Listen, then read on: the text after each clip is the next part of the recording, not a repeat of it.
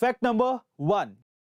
Guys, America में एक sweeper था, यानी कि सफाई कर्मचारी, जिसका नाम था रोनाल्ड ड्रिक, जिसकी मौत के बाद 2014 में यह पता चला कि उसकी कुल संपत्ति 60 करोड़ रुपए थी। जी हां गाइस, अब ठीक सुन रहे हैं। अब आप यह सोच रहे होंगे कि एक स्वीपर यानी कि सफाई कर्मचारी के पास 60 करोड़ रुपए कहां से आए।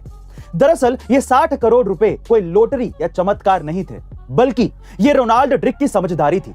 रोनाल्ड ड्रिक ने सिंपली अपनी मिलने वाली सैलरी में से कुछ पैसे सेव किए और कई कंपनियों में शेयर्स में इन्वेस्ट कर दिए, जिसके बाद कई साल तक वेट किया और कंपाउंड को अपना काम करने दिया। फाइनली उसकी करोड़ों रुपए की संपत्ति बन गई। वो बात अलग है कि जीते जी वो उन पैसों का पूरा मजा नहीं ले पाया, लेकिन उसने अपनी आने वाली पीढ़ियों के लिए रास्ता साफ कर दिया और उन्हें करोड़पति बना दिया। अब हमारे YouTube के वीडियोस YouTube से भी पहले देखें हमारी A2 ऐप पर, लिंक डिस्क्रिप्शन बॉक्स में गिवन है, download right now. Fact number 2। दोस्तों, कई लोगों को एक मारुति कार खरीदने के लिए बैंक से लोन तक लेना पड़ जाता है, लेकिन दुनिया में एक शख्स ऐसा भी है जिसके पास एक नहीं, 10 नहीं, बल्कि 7,000 कारें हैं। जी हां दोस्तों, इंडोनेशिया के पास स्थित ब्रुनेई देश के प्रिंस हसनल बोलकिया के पास 7,000 लग्जरी कारें हैं। हसनल बोलकिया के कारों के कलेक्शन में 600 रोल्स रॉयस, 300 फेरारी और 574 मर्सिडीज बेंज गाड़ियां हैं। उनकी कमाई का सबसे बड़ा जरिया तेल का भंडार और प्राकृतिक गैस है। Fact number 3। गाइस, क्या आप जानते हैं कि रेड बुल कोई एनर्जी ड्रिंक नहीं है, बल्कि वो सिर्फ एक मार्केटिंग कंपनी है जो कि हर साल करोड़ों एनर्जी ड्रिंक्स को सिर्फ बेचती है।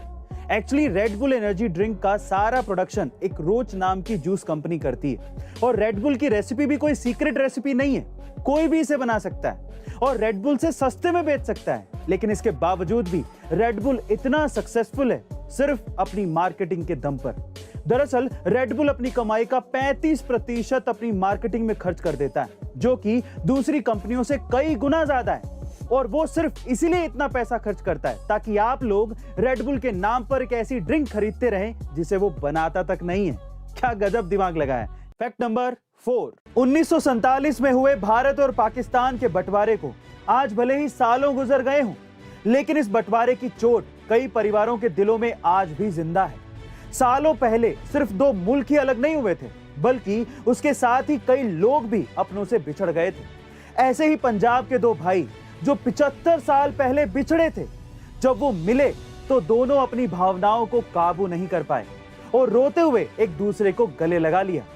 तब वहां पर मौजूद हर किसी की आंखों में आंसू आ गए थे। गाइस, सोचिए कितना दुख होता है जब कोई अपना इतने सालों तक दूर रहे और जिंदगी के बचे कुछ ही लम्हों में अपनों से मिल पाए। पार्टीशन के दर्द की यादें ना जाने कब तक जाएंगी।